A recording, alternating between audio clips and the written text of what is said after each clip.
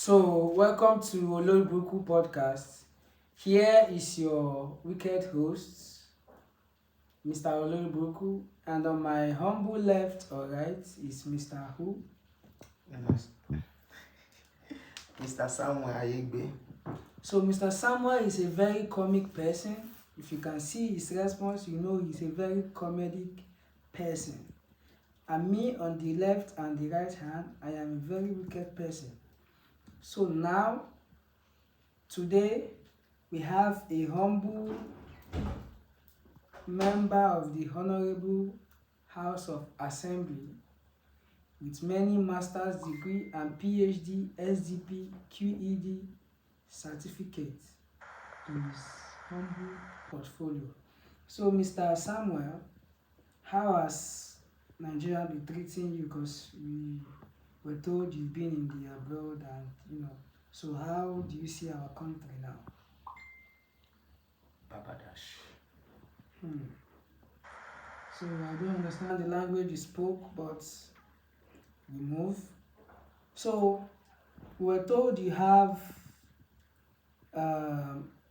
experience in the UK, the schooling method in the UK and in Nigeria. So how maybe you can brief us the experience you've had with the systems.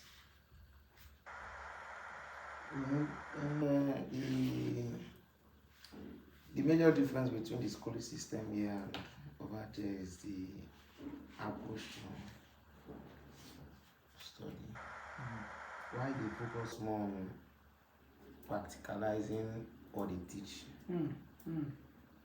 The system here in Africa focuses more on theoretical practice Aspect, right. and that's been, should I say,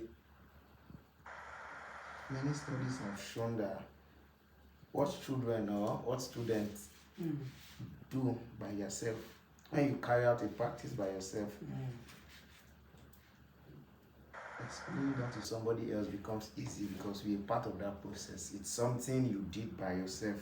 Yes. So for you to pass that knowledge to someone else becomes easier than when you just read through the process. Book of sheets. You understand? So that's, and also the teachers over there are more subtle. They use a subtle approach. So Nigerian teachers and professors, they use force, they apply force and wickedness and vulgarity. I wouldn't directly say that, but but what you are trying to say is that the approach in the other side of the abroad, they use more subtle approach. That's in normal Yoruba broken language, our vernacular. They say that side they use, as their professor, they use they follow suit. But for Naija, if you do anything, teacher will wipe you, or they go, they feel call boys for you if they study and deliver, right? Or the fault isn't entirely on the lecturer. I won't blame the lecturers because the schooling environment in itself is not conducive for anybody. Hey, Jesus Christ.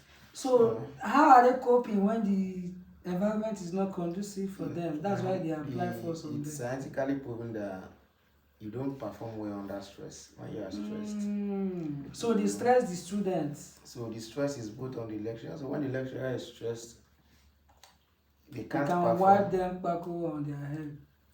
Hi. So I've not been to the abroad like you, Mr. Samuel, but I've been hearing so many updates, right? So, but with your experience, because now you're talking from experience, we talk from aspect of what we see on the net and maybe what we heard and maybe what we researched. So you being in the best place to explain to us that you've been there and here, so you have good idea. Cut, let's see our handwork.